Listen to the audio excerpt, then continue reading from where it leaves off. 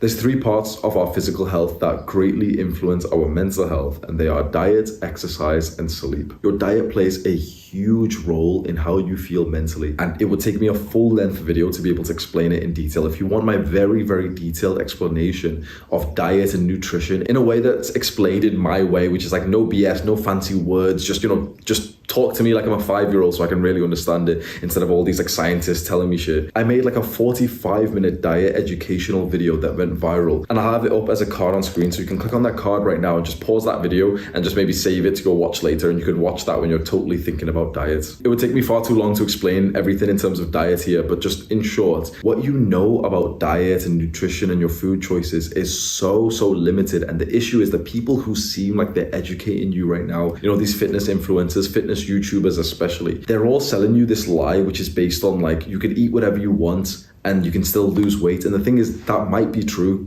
Calories in, calories out, if it fits your macros, those things might be true, but eating certain foods will reduce your health. That should not be a big statement. For all of modern times, we would follow this one golden phrase, which is that you are what you eat. And in the last 10 years, the fitness influencers have ruined it. These fitness YouTubers, they're very famous, and they make videos of them doing like 10,000 calorie challenges, and they've got abs, and they're like, look at me, I'm eating a donut. You can actually eat a donut if you eat the right calories. And okay, you can be lean and eat whatever you want, fine. But when we're talking about health, the issue is that if you eat something like a donut, which is full of refined sugars, it will mess up your gut microbiome. It will mess up almost like what's called the second brain of your body, which is your gut. It will mess that up, and it will literally influence and deteriorate your genes. What we eat has a huge, way bigger impact on how we feel and how our brain works than what we think. There was a study that showed that if you give natives a Western diet, so these guys, they're not used to like Western foods, junk food or whatever, and if you give them this diet, their intelligence literally drops. The food that we eat in the West literally makes you dumber. To think that your diet doesn't really play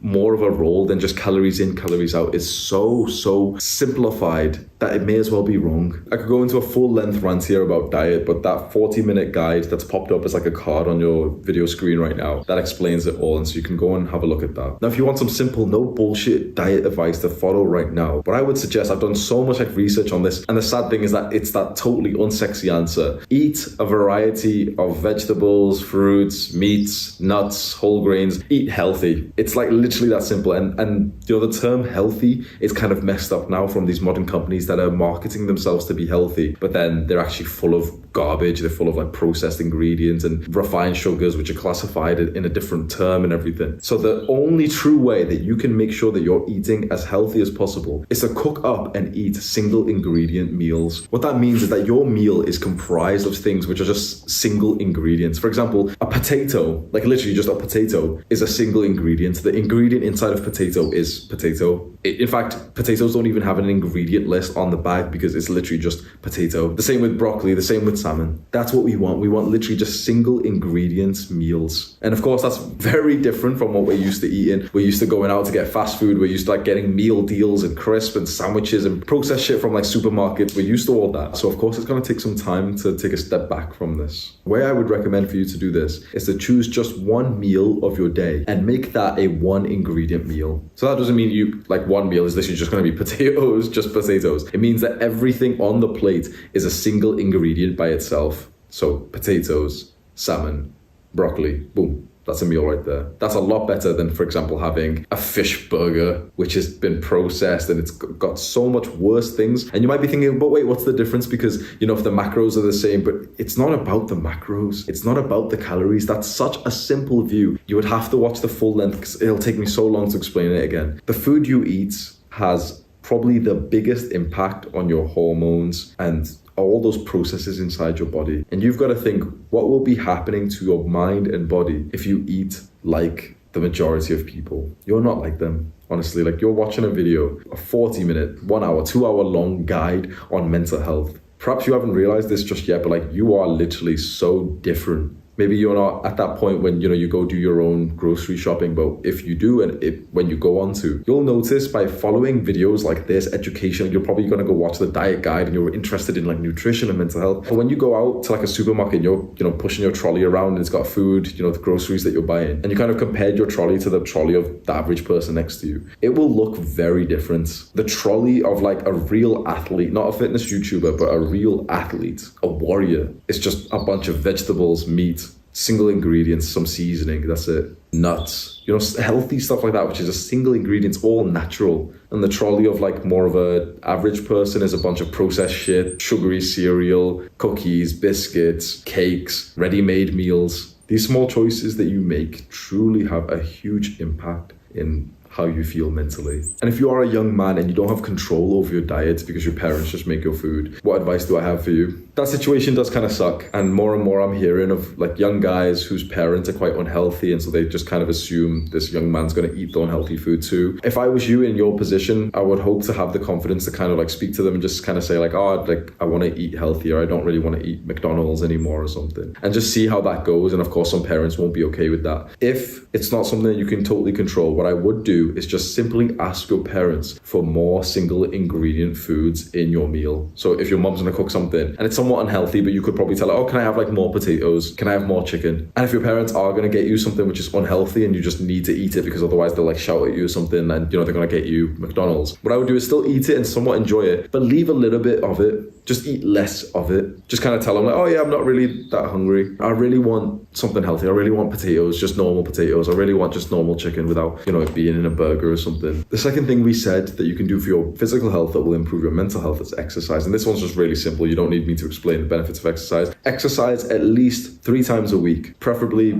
5 to 6, maybe even 7. One thing that a lot of guys on self-improvement mess up with is that they consider their resistance training, weightlifting, calisthenics, they consider that as the only kind of exercise that they do. And so when you're on a weightlifting program or a calisthenics program, you have rest days and you have training days, and maybe you train 3 times a week or 4 or 5 or 6 days. And you kind of just want to rest and not really think about exercise for the days that you're off. But in fact, on the rest days from weightlifting and calisthenics, you're still supposed to move your body. Our ancestors moved their bodies every single day. They did some form of cardio. To maximize the mental health benefits, you should work out for at least 20 minutes, maybe every single day, and just every now and then take a full day off. But even then on that day, you still don't want to like lounge around and just be sat on the couch and stuff and be sat on the computer chair for 10, 15 hours of the day. You still want to take time to walk a few kilometers every single day, to maybe go on a quick run, to do some random like shadow boxing, just something that gets you a little bit sweaty and pumped up. And the third and very important thing with your physical health that impacts your mental health is sleep.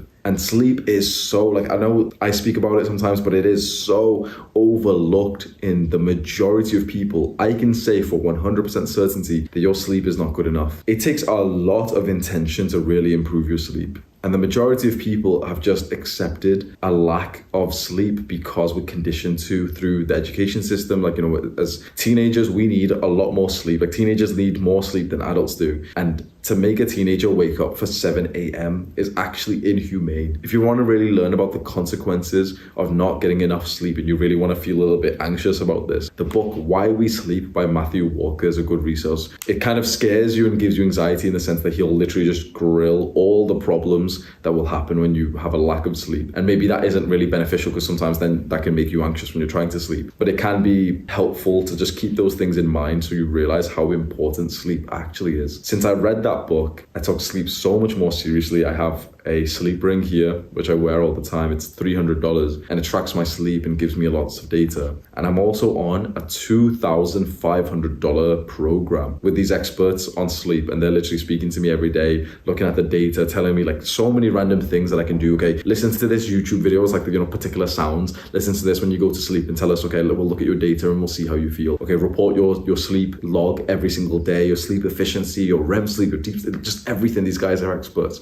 And I've been working with them for 6 weeks. We have a couple more weeks left. And out of all the things that I've worked with this coach, I've paid a lot of money for, I think there's three main benefits, there's three main learning lessons that you can take, and you've essentially just gotten them for free. So it's like I'm sharing the learning lessons that I got from this program with you. The number one main thing that these coaches have put onto me that I've also heard from a bunch of like experts, scientists, and there's one who's really famous on YouTube, Andrew Huberman. All these guys are saying that morning sunlight is incredibly important. It's one of like the very few non-negotiables that I have with like the sleep performance coach that I'm with, that every single morning, as soon as the sun comes out, you're outside, just kind of getting it into your eyeballs. Andrew Huberman explains this really well in a bunch of podcasts that he's done. So you can literally just search on YouTube, Andrew Huberman morning sunlight. When you do this and you get sunlight into your eyes, first thing, as soon as the sun comes out, which in the UK right now it's about 6 a.m. When you do this, you get it for 5 minutes, 10 minutes, 20 minutes. You'll find that you'll naturally wake up way earlier. And it's actually one of the things that just improves your health and your dopamine levels and all the sciencey stuff to such a great level. And think about why that is. Just think about what our ancestors did. Like they would wake up to the sunlight and just be out all day, whereas we wake up and we just stay inside. The only light that we see is like the light from our phones and laptops. And one of the very important points that Andrew Huberman makes about this is that you must go outside for this. You cannot stay inside and get the sunlight from like glass or anything, or inside of a car. You literally just have to be standing outside.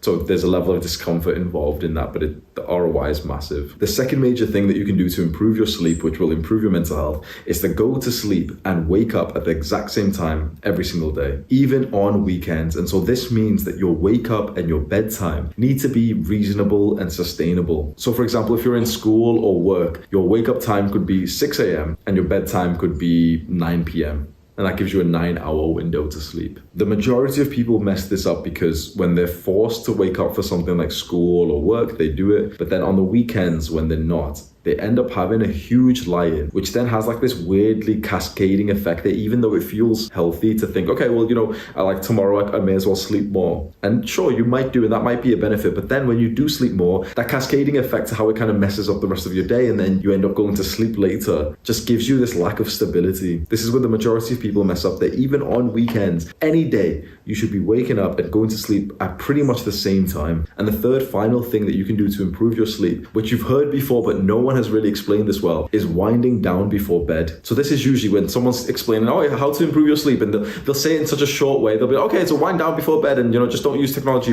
for 2 hours before bed. I would hear that advice and never really take it seriously, and you probably haven't either. Just be honest, when you've heard this before, wind down before bed, but you've never really taken the advice, and I understand now why, because no one has ever explained why that's important, what actually happens. Specifically, what we need to do is not just wind down, that's not scientific. What we need to do is lower our heart rate before bed, so that by the time we go to sleep, our heart rate is already at its lowest point. So when you have a tracker like this or an Apple Watch and you can see data on your heart rate, what we want is to spend at least 20 minutes, if not about an hour, doing the things that drastically lower our heart rate, so that when we get into bed, our heart rate is already lowered, instead of our heart rate being higher and needing to lower when we're trying to sleep. So this ring is very important. This ring is called an Aura ring. It's like $300. I'm not sponsored by them, but I think it's a very good investment. And it gives you, I'm going to show you some of my data to show you, right? This right now is data from a night where I winded down properly before bedtime. I spent like an hour, literally, I'm going to teach you the secret technique, which no one has ever spoke about in terms of winding down before bedtime. But I did the technique,